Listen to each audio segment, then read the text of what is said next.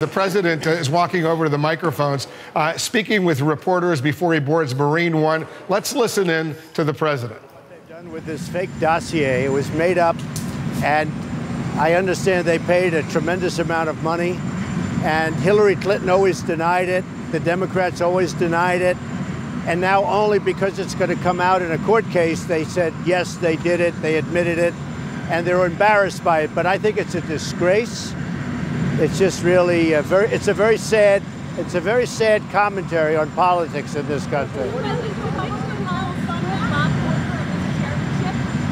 I don't think so. I think it's fine the way it is. We have actually great unity in the Republican Party. Yesterday no, that's okay. Look, you know, they have to do their thing. We have great unity. If you look at what happened yesterday at the meeting, we had, I guess, virtually every senator, including John McCain. We had a great conversation yesterday, John McCain and myself, about the military. I think we had I called it a love fest. It was almost a love fest. Maybe it was a love fest. But we standing ovations. There is great unity. I mean, if you look at the Democrats with Bernie Sanders and Hillary Clinton, that's a mess. There's great unity in the Republican Party.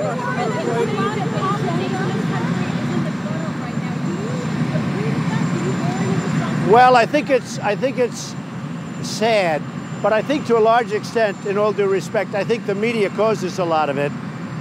Fake stories are being reported. A lot of bad things are being reported that aren't true. And, you know, I think to a certain extent, maybe I can blame the media, but politics is a rough business. There's no question about it. I will say this. I think the Republican Party has a pretty good unity. When I look at that room yesterday at lunch, and you know, and you reported on it very well, Kristen. I mean, you gave it a very good report. The fact is, there was tremendous unity in that room. And we're really unified. We're really unified on what we want to do. We want tax cuts for the middle class. We want tax cuts for businesses to produce jobs. There's great unity. Yeah. Well, look, he was against me from before he ever knew me. He wrote a book about me before I ever met him, before I ever heard his name. His poll numbers in Arizona are so low that he couldn't win. And I don't blame him for leaving. I think he did the right thing for himself. But if you know, long before he ever knew me, during the campaign, even before the campaign, I mean, he came out with his horrible book. And I said, who is this guy? In fact, I remembered the first time I saw him on television, I had not really nobody knew me in terms of politics, but the first time I saw him on television, I said, I assume he's a Democrat. Is he a Democrat? They said he's a Republican. I said, that's impossible. So look, his poll numbers are terrible. He's done terribly for the great people of Arizona, a state that likes Donald Trump very much, as even you will admit, and he would have never won. In fact, even in the primary, he's way down in the primary. So he did the smart thing for himself. This way he can get out somewhat gracefully, but, you know. Well, he's saying that. He's saying that because he has nothing else to say. But I do think this. I wish him well. I really believe he's going to do the right thing for the country. He's going to vote for tax cuts because we desperately need tax cuts to put our people back to work. We need tax cuts also to be able to compete with other countries. You know what? I hope Bob, and I really believe that Bob Corker is going to do the right thing also. Yes, go ahead.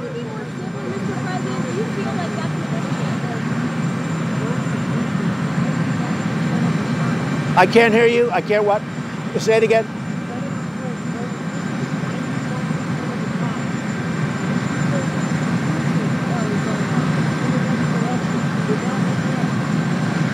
Well, Senator Flake did vote with me. I understand it was about 91 or even more than that. So from that standpoint, good. No, I think I'll be boosted in Arizona because he's very unpopular. I think the fact that he did it the way he did it probably, I mean, I'm very high in Arizona. I love the people. They like me. They like security at the border, you know, all of the things. But I think I'm probably helped greatly in Arizona by what happened with Senator Flake.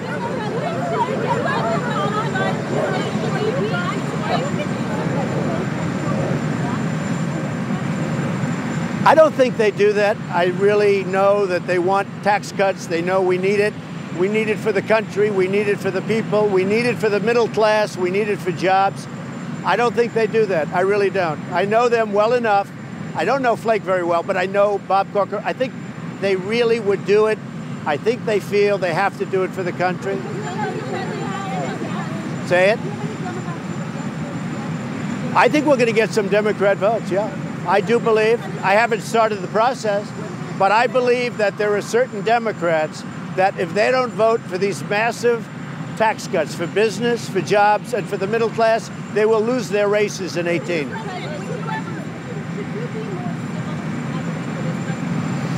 Well, I think the press makes me more uncivil than I am.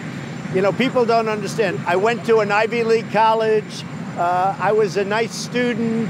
I did very well. I'm a very intelligent person. The fact is, I really believe, I think the press creates a different image of Donald Trump than the real person.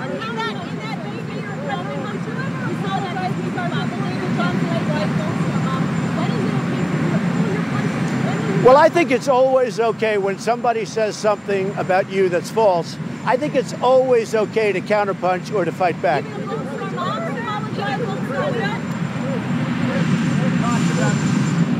John? You have talked, Mr. President, about the idea that any changes to tax-free contributions to 401ks are off the table. That was the source of this fact. I wanted to end that quickly. 401ks to me are very important. And they're important because that's one of the great benefits to the middle class. I didn't want that to go too far. That's why I ended it very quickly. But Kevin Brady, who is the chairman of the House Ways and Means Committee, said this morning it could be on the table. Well, maybe it is, and maybe we'll use it as negotiating. But trust me, that's one of the great things. You know, there are certain elements of deals you don't want to negotiate with. 401ks, and Kevin knows it, and I think Kevin Brady is fantastic.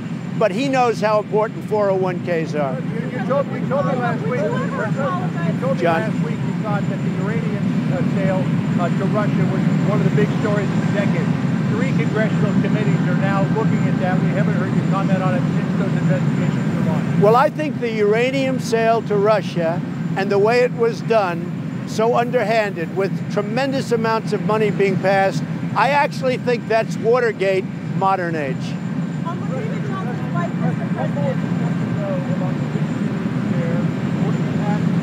I can't say it again, please. What more do you want to know about the vision in the air, and what did you ask the Pentagon to tell you and tell the country about what went wrong?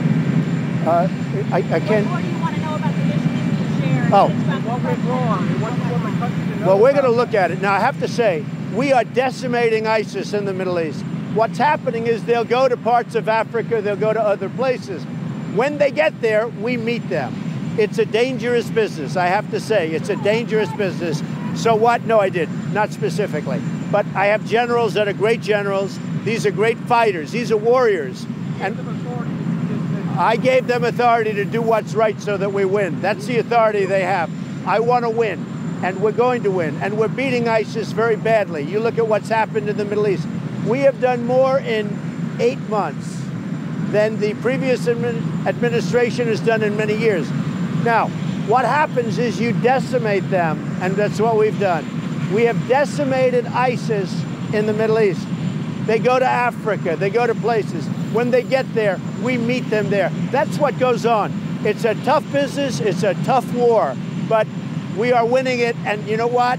We're going to continue winning it. With that being said, my generals and my military, they have decision-making ability. As far as the incident that we're talking about, I've been seeing it just like you've been seeing it. I've been getting reports. They have to meet the enemy, and they meet them tough, and that's what happens. I was extremely nice to her. She sounds like a lovely lady. I've never seen her, I've never met her, but she sounds like a lovely lady. But I was extremely nice to her. I was extremely courteous, as I was to everyone else. You know, it's interesting. You folks have called many people that I spoke to. Everybody has said unbelievable good things about me, but you never report that. Did you report it? Did you report it? Thank you. Come. Thank you. You called your family that day. I can only say this. I was really nice to her. I respect her. I respect her family. I certainly respect LaDavid, who I, by the way, called LaDavid right from the beginning. Just so you understand, they put a chart in front, LaDavid. It says LaDavid Johnson. So I called right from the beginning. There's no hesitation. One of the great memories of all time. There was no hesitation.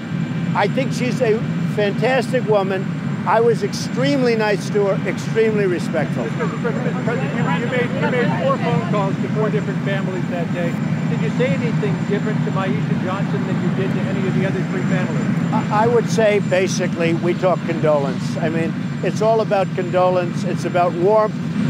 In many cases, you listen, because in so many cases, one of the families, they were saying, yes, he was a great football star. And honestly, they pour their heart out, John. It's the hardest calls. They pour their heart out. But I am always, and look, you people have called many people that I've spoken to, and every one of them has said, I couldn't have been nicer. Now, it's a rough time for these. I mean, how tough is it? There's nothing tougher. But I have such respect for those families. Nobody has more respect than I do. Nobody. We're looking at DACA. We have to get something for it, but we are looking at DACA, and we'll see what happens. I'd love to do a DACA deal, but we have to get something very substantial for it, including the wall, including security, including a strong border. We have to be able to stop drugs from pouring into our nation. President Trump, you talked about why not tell them how The tax plan is going to be incredible for this country. It's going to bring back jobs. It's going to cut taxes tremendously.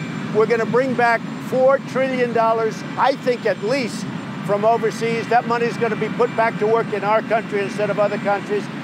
The tax cut is going to be massive. It's going to keep companies from leaving our country. So important.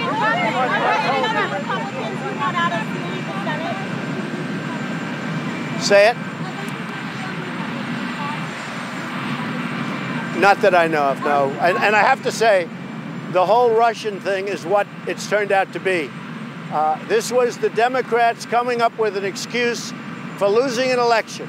It's an election that's very hard for a Democrat to lose because the Electoral College is set in such a way that it's very hard to lose that election for a Democrat. They lost it.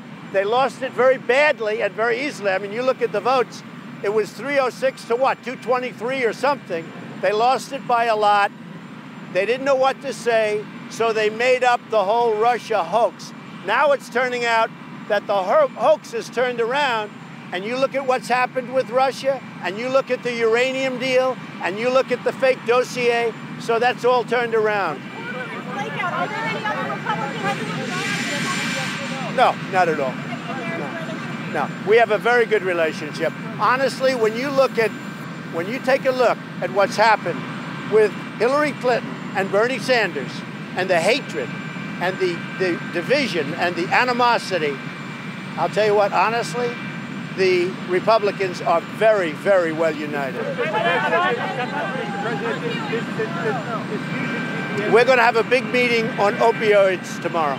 We're going to be doing a very, very important meeting sometime in the very near future on opioids in terms of declaring a national emergency, which gives us power to do things that you can't do right now. John, talk up, please. I'm sorry, the Fusion GPS investigation began on the Republican side of things during the primary. Do you have any idea who it was who was collecting? Well, they say it began with the Republicans. I think I would know, but I won't say. It'll be determined. It'll be determined. Look, Hillary would have never announced it was them, except for this great court case that's going on, where the judge was going to reveal it. So they figured we'll do it first. They're very embarrassed by it. It's a disgrace. Yes, it might have started with the Republicans early on in the primaries. I think I would know, but let's find out who it is. I'm sure that will come out. Do you know who those Republicans are?